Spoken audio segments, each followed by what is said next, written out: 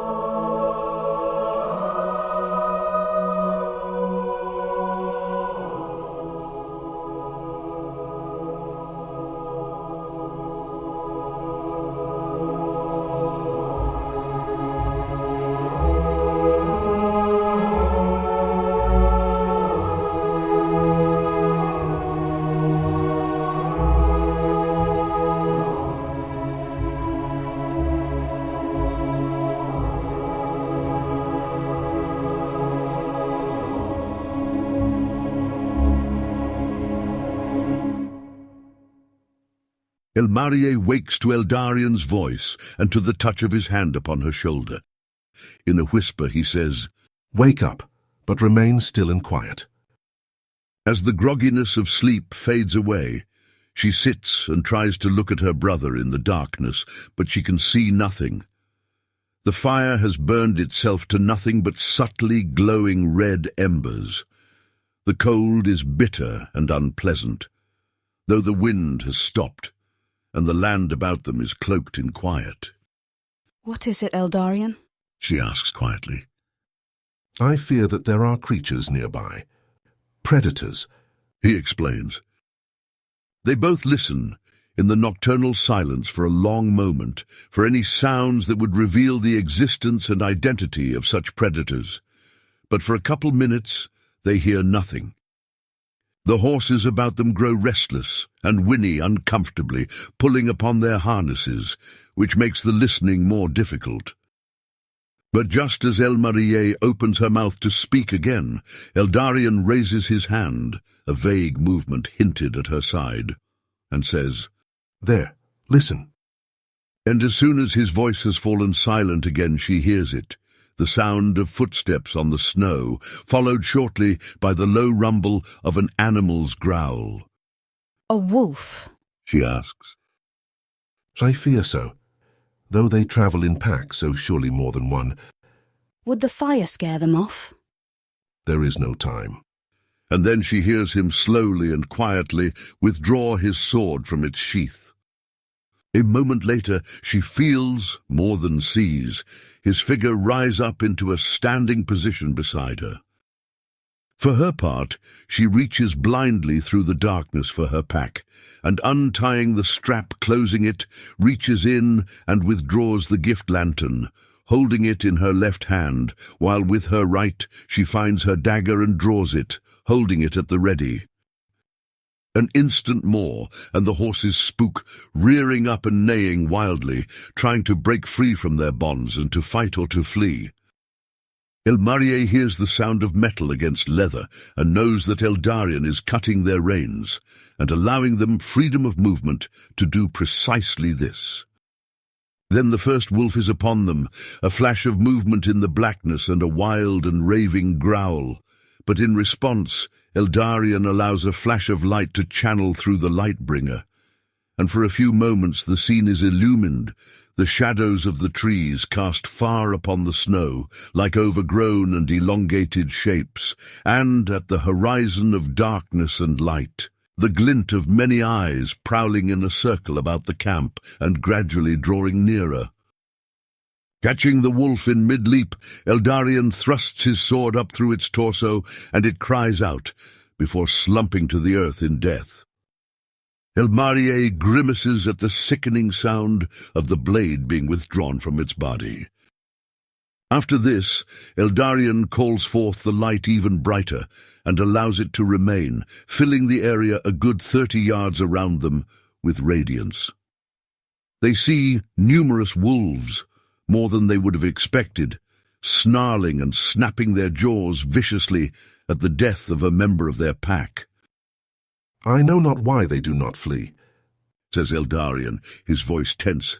"The light should scare them away, if not the slaying of one of their kind. I fear these may be polluted by the dark. There is no time for further words, as all at once the beasts set upon the travellers with merciless intensity. The horses rear up to fight, neighing and stomping their hooves, and Eldarion slashes adeptly again the wolves that come against them. Elmarie, trying to rise up to her feet, is yet thrust down by a wolf that lands directly upon her, its front paws upon her shoulders. The lantern slips from her grasp, and her other arm splays out wildly as she instinctively tries to soften her fall, but the dagger remains in her hand. With bared teeth and bloodshot eyes directly above her, closing in for the kill, she swings the dagger up from the side, full across the wolf's chest, and it yelps in pain, falling back. It looks at her in fury and prepares again to lunge, but before it is able to strike, she brings the blade down upon its back with all of her strength.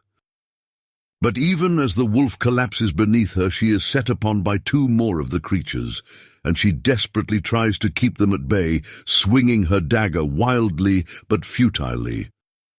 Surely these are no ordinary wolves, or wolves possessed of the ordinary instincts of the hunt.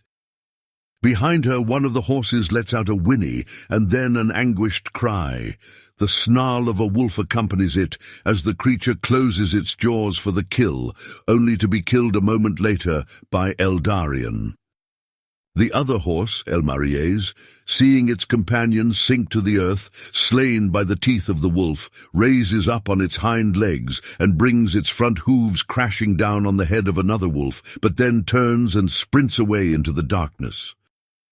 Yet Elmarie has no time to heed this, as she must exert all her attention to the beast that now assails her, and which, in like manner to the previous wolf, she is only barely able to slay.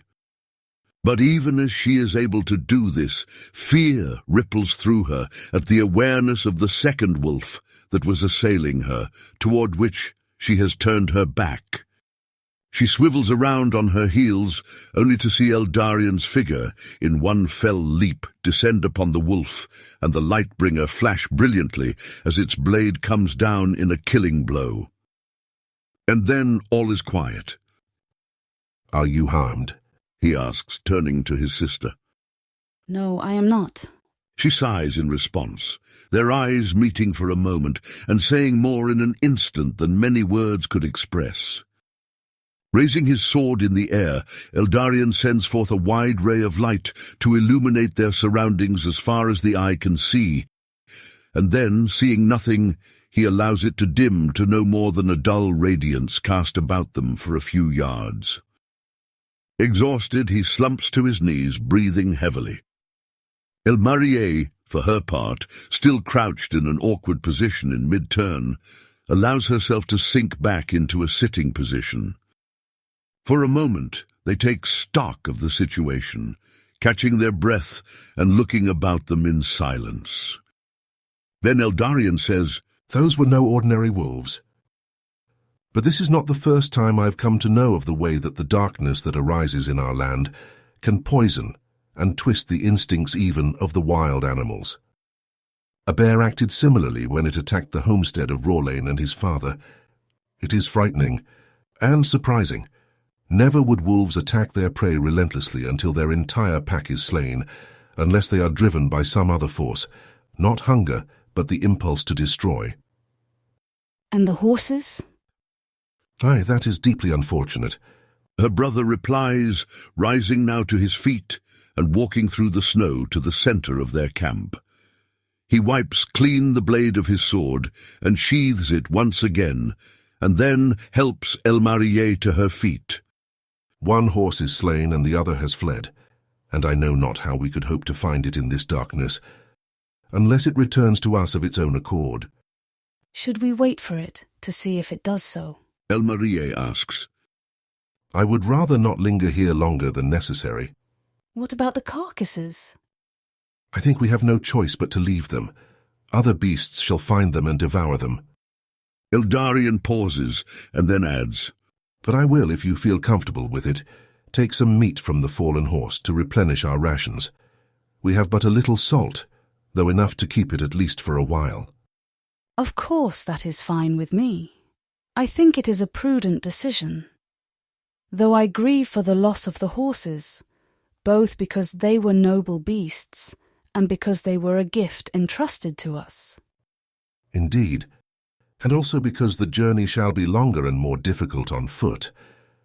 Yes, and that as well.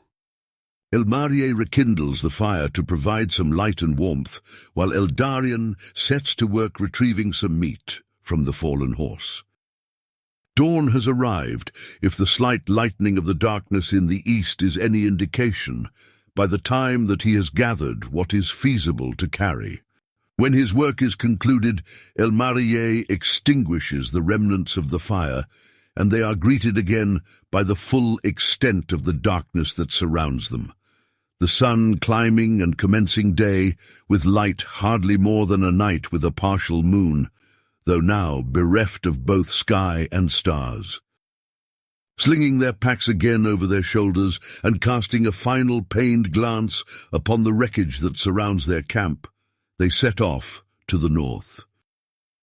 The going is difficult now with their horses lost, and with the layer of snow that covers the ground, but they press on nonetheless without halting, and as they walk, the hearts of both spontaneously reach out to the west, across the Stiheka Mara and through the woods, to the Velstadea, to the abode of the Velasi, their people as much as the rest of the people of Telmerion.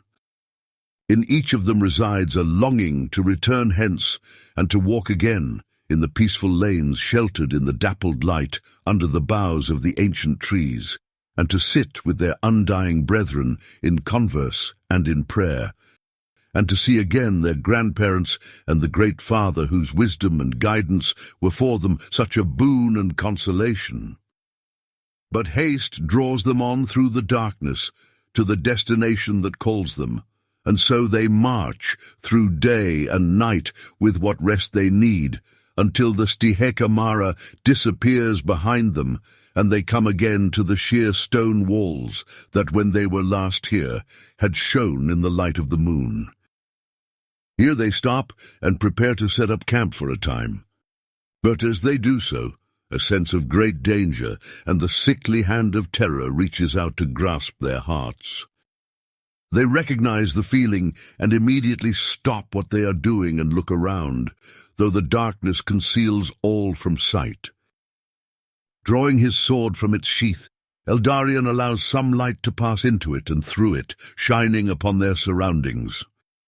And as he does so, the eyes of both are drawn to a flutter of movement in the direction of the cliff, hovering on the very edge of the circle of light. Stepping forward into full light, the figure laughs with wicked mockery and hollow glee. And even as it draws near, and they lay their eyes upon it, its form remains somehow intangible, eluding the fullness of sight, like wisps of cloud slinking in the shadows or mist curling about the hollows of the earth.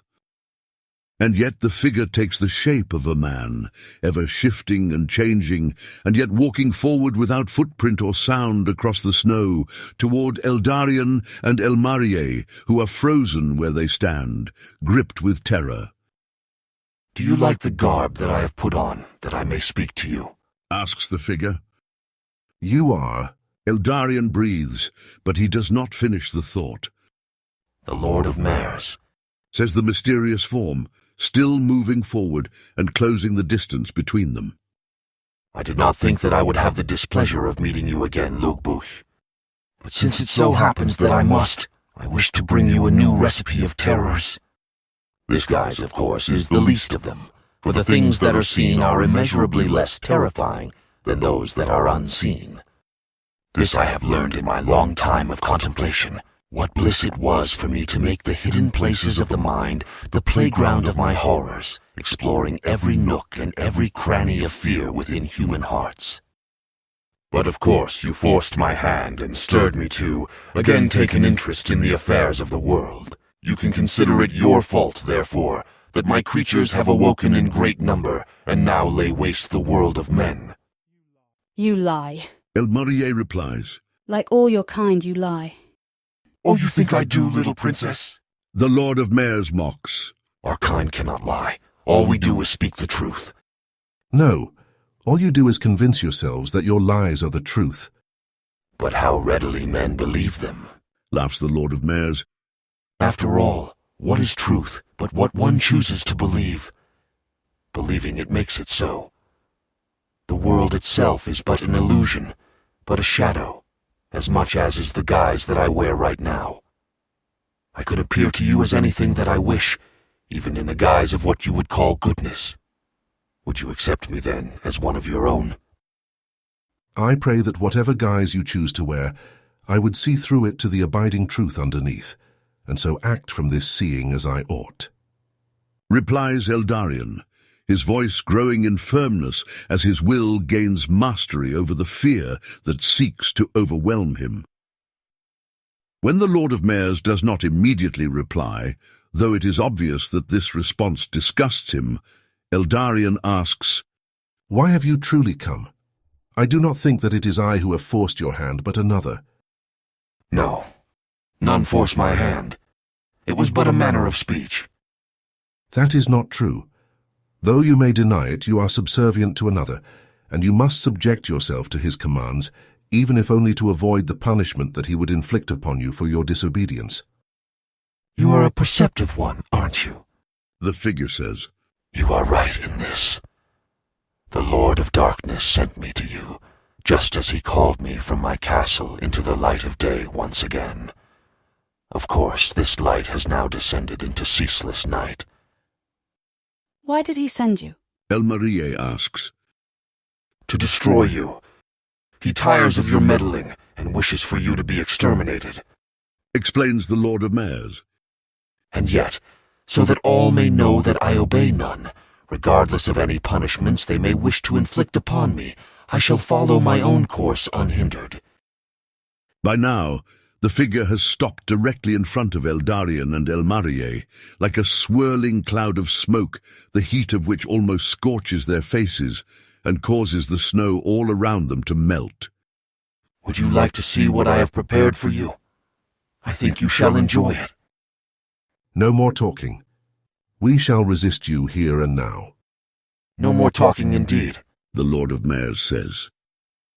Suddenly and without further warning, and regardless of any effort that they make to prevent it, Eldarion and Elmarie are submerged in a current of power that flows forth from the Lord of Mares. They feel the shock of the impact overwhelm them, as if a surge of electricity or a heavy blow with blunt force, and their consciousness is wrenched from their bodies.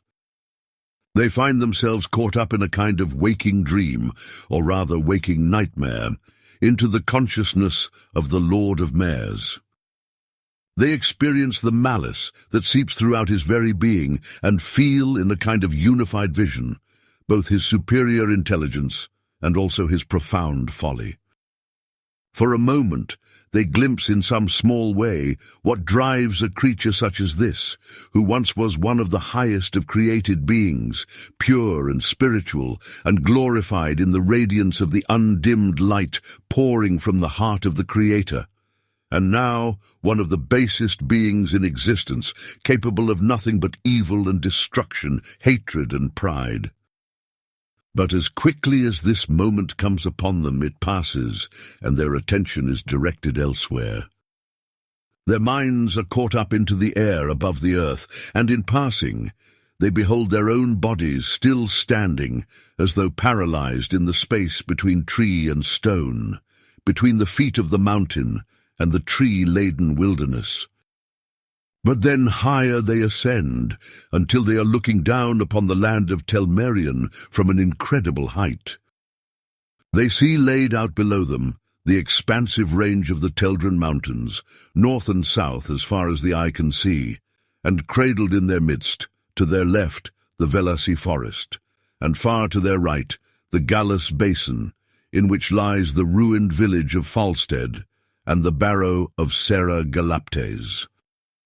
Far above these, nestled in the heights of the mountains, is the great and ancient castle of Serra Galaptes, and the destination of their journey.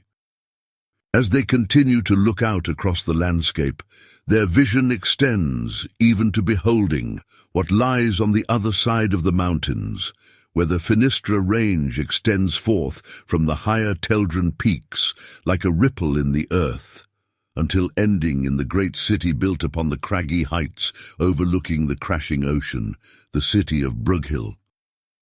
Yet nearer at hand, though still hundreds of miles distant, held in the midst of these mountains, is the city of Minstead, and it is in conflict. The figures of men and beast appear before them in combat, swords and claws, light and darkness, dancing back and forth, each struggling for the upper hand. Then the voice of the Lord of Mares ripples through their minds and permeates them, ravaging their consciousness like a burst of intense sound tearing eardrums. I want you to behold the destruction that I sow with my own eyes, as I myself behold it. But because you are such frail creatures and so weak of sight, this is the best that I can do. Still, I wish for you to look with me, and while I delight, you shall despair. Eldarion and Elmariye, both in their own way, seek to respond to the Dryer's words, and yet they find themselves incapable, their thought as though bound and held captive by a superior power. Instead, helpless, they are forced to watch the scene that now unfolds before them. Come forth, terror of the deep. Come forth, hidden division in the heart of the One's creation, and split the earth asunder, that all may know that the powers of darkness rule, and that what they sow in the hearts of men is far deeper and truer than the lies uttered by the powers of light. After these words are spoken, there is a deafening roar, like the splitting of a tree in the forest, or a crackle of thunder close at hand, or rather, like the splitting of every tree upon the face of the earth, and the snapping of the very fabric of the continent. And so it is. Before their very gaze, the surface of the earth begins to buckle and to give way, as if some invisible force is pressing upon it from above, crushing rocks to dust and stones to powder. A long crease appears upon the face of Telmerion, like a tear in cloth or leather, and the land breaks open, a jagged scar extending across the face of the earth. It begins from the Stiheka Mara and extends forth to the west, cutting through the very heart of the Velasi forest and crossing through the midst of the mountains, splitting them so thoroughly that half of a peak shifts to the south and half to the north, and continuing all the way to the northwest to Minstead, whence the chasm closes again. Before their horrified gaze, the entirety of the Velasi forest sinks into the pit that now opens like a weeping scar upon the face of Telmerion, and is gone. Next, the city of Minstead, lying directly in the path of the chasm, draws their gaze. And yet, as the earthrend reaches it, the tearing turns suddenly to the south, splitting the land not far from the southernmost wall of the city and sending the entire city upward on a shelf of land rising as the continent groans and shifts, accommodating its weight to this new change. From the newly opened chasm fire licks as from a furnace, scorching all vegetation in its vicinity, and from these flames also belch forth poisonous vapors that harm all living things with which they make contact. But even as the flames and the vapors emerge, spreading as if to climb forth from the chasm and to reach their tendrils across the land, a strong wind begins to blow, and in but a few moments the destroying forces return into the pit from whence they came. And then, as suddenly as it has begun, it ends. With a deathly hush, all falls into silence. For a moment, Eldarion and Elmariye feel the exultant triumph of the Lord of Mares, an intoxicated delight in the extent of his own power and in the destruction that he has effected. And yet in the midst of this triumph there is a thin thread of confusion, though neither of them understands what it means. A moment later, both the triumph and the confusion, the malice and the incredible evil, release them, and they find themselves again in their own bodies, which collapse now to the earth, shaking and exhausted under the strain of what was done to them. They look up now through their own eyes, weak and limited, yes, but deeply cherished, upon the figure of the Lord of Mares. Filled with grief and fury, Eldarion tries to rise to his feet, tears bursting uncontrollably from his eyes. But he is too weak and sinks immediately back to the earth. Elmarie, at his side, weeping as well, reaches out and clings frailly to his arm. "They are gone, Eldarion, they are gone," she cries, anguish overwhelming her. In response, he reaches out and places his hand upon hers, his attention divided now between his own pain, his desire to enfold his sister in her agony, and his wish to confront and to destroy the Lord of Mares here and now. But cloaking all three of these together is an incredible grief, a grief so deep and wide that it cripples both his mind and his flesh, in the awareness of the sheer destruction worked by this malicious creature who stands before them, this despiser and destroyer of all that is good. At last Eldarion gains enough control of himself that he is able to speak, and though he opens his mouth to address the Lord of Mares, to call out and condemn his wickedness and his evil, when his voice finally emerges in his throat, something very different comes out. My dear sister, let us lament for the wound that has been inflicted upon our beautiful land, and for the destruction of unity and life that this despicable creature has wrought. But he is a fool, a petty and selfish fool, if he thinks that he can break by force the spirit that guides the world, and the love that unites deeper than any bond. Then he rises to his feet, and Elmarie rises with him, and they lace their hands together in mutual support, even as their bodies continue to shake with sobs and with grief. Depart from us, you beast. I refuse to call you by the title that you have chosen for yourself, for it is but an arrogation to which you have no right. No, rather I call you by your true name, and in speaking it I exorcise you from our land. So I say, Midrocus, begone, and come not hence for all the ages of the world. In response to these words, Midrocus cries out as in anguish, and the shadowy form that he has taken bursts into flames, consuming itself like a dry tree until nothing remains. And his spirit takes flight to other places, cast away by a light greater than his darkness, there to nurse resentment and hate, and yet to be bound forevermore from ever again directly afflicting the people of Telmerion. For though Eldarion, the Lightborn, has spoken, it is the light that has spoken through him, and thus the exorcism is true, manifesting a power greater than any man, though through man it flows. When Midrocus has gone, Eldarion and Elmarie, still clinging to one another, walk on through the darkness, illumined only by the light that shines still through Eldarion, though he knows it not, until they come to the edge of the chasm that has opened across the face of the earth.